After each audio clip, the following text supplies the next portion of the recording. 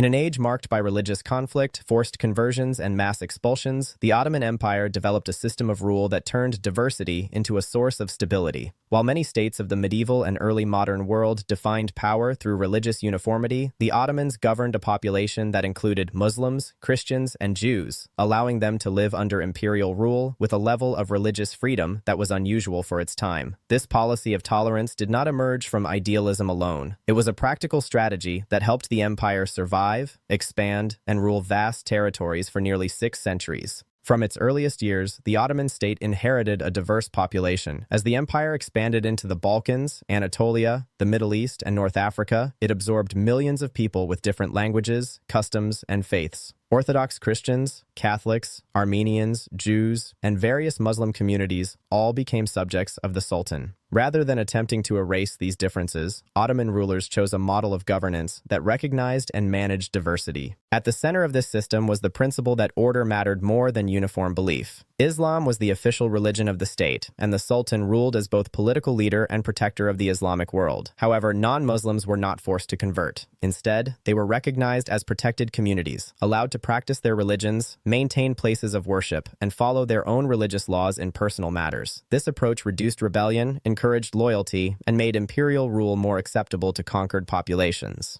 One of the most important structures supporting this tolerance was the millet system. Under this arrangement, religious communities were organized into self-governing groups, led by their own religious authorities. Orthodox Christians, Armenian Christians, and Jewish communities each had recognized leaders who represented them before the state. These leaders managed schools, courts for family and religious law, charitable institutions, and community affairs. In return, they ensured tax collection and loyalty to the empire. This system gave non-Muslim subjects a sense of security and continuity. Conquered peoples often found that their daily lives changed less under Ottoman rule than under previous rulers. Churches and synagogues continued to operate, religious festivals were observed, and community traditions were preserved. In many cases, Ottoman rule was seen as more predictable and fair than the alternatives, especially in regions previously marked by religious persecution. The empire's tolerance also attracted populations fleeing oppression elsewhere. One of the most famous examples occurred in the late 15th century, when Jews expelled from Spain found refuge in Ottoman lands. They were welcomed into cities such as Istanbul, Salonika, and Izmir, where they contributed to trade, medicine, diplomacy,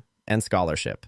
Their arrival strengthened the empire economically and culturally, demonstrating how tolerance could serve imperial interests. Economic benefits were a major reason this system endured. Non-Muslim communities played key roles in commerce, finance, and skilled trades. Greek and Armenian merchants connected Ottoman markets with Europe, while Jewish traders operated networks spanning the Mediterranean. Christian and Jewish artisans worked alongside Muslims in guilds that powered urban economies. By protecting these communities, the state ensured steady tax revenue and economic vitality. Tolerance also helped the Ottomans govern newly conquered lands with minimal resistance. Instead of dismantling local structures, Ottoman administrators often incorporated them into imperial systems. Local elites were allowed to retain status and influence as long as they accepted Ottoman authority. This reduced the cost of occupation and limited the need for constant military enforcement, allowing the empire to expand rapidly and maintain control over distant provinces. In contrast to Europe, where religious wars devastated entire regions during the same period, Ottoman lands remained relatively stable. While discrimination existed and non-Muslims paid special taxes, they were generally spared the mass violence that characterized many European conflicts. This stability made Ottoman cities attractive centers for trade and migration, further strengthening the empire's position.